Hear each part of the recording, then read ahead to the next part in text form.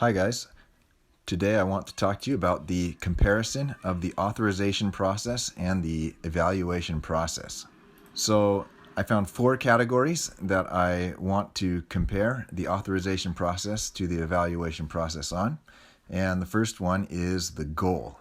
The goal of the authorization process is to support the readiness of the candidate school, and this process will end in a determination of whether or not the school is ready to begin. Whereas the goal of the evaluation process will be to support the improvement of the school through evaluation.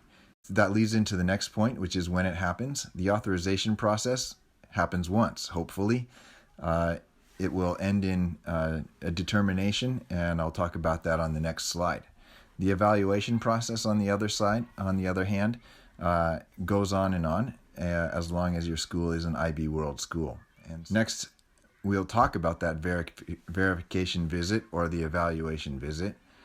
In the authorization process, they have what's called a verification visit. It must happen, and the goal is to verify the things that are written in the application to be an IB World school, or the application for authorization. The visit will, amongst other things, involve various groups in the school community, such as administration, governing body, the teachers, the parents, and the students. For the evaluation process, they have what is referred to as an evaluation visit, and it happens if requested by the IB. The goal is to verify the points in the self-study, and it also involves those same groups from the school community. These processes end with either a determination in the case of the authorization process, or a report in the case of the evaluation process. The determination in the authorization process, the determination is made in one of 3 ways. A school can be determined to be ready for authorization, in which case they will receive their authorization and can begin teaching.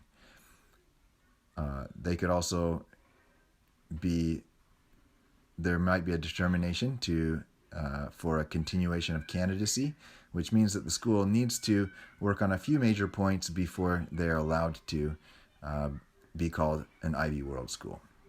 Lastly, a school can be refused if they fail to meet too many of the important points, and in that case, they will not be able to reapply to be an IB school for another 2 years. The evaluation process, on the other hand, does not necessarily end, but each cycle ends with a report containing commendations, the things that the school is doing very well, recommendations, the things that the school might focus on to continue to improve, and matters to be addressed. The matters to be addressed are important, as if the school does not address those matters in a timely fashion, it could jeopardize their status as an IB World school. All right, so that's all I have for you guys today. I hope you enjoyed this video, and have a nice day.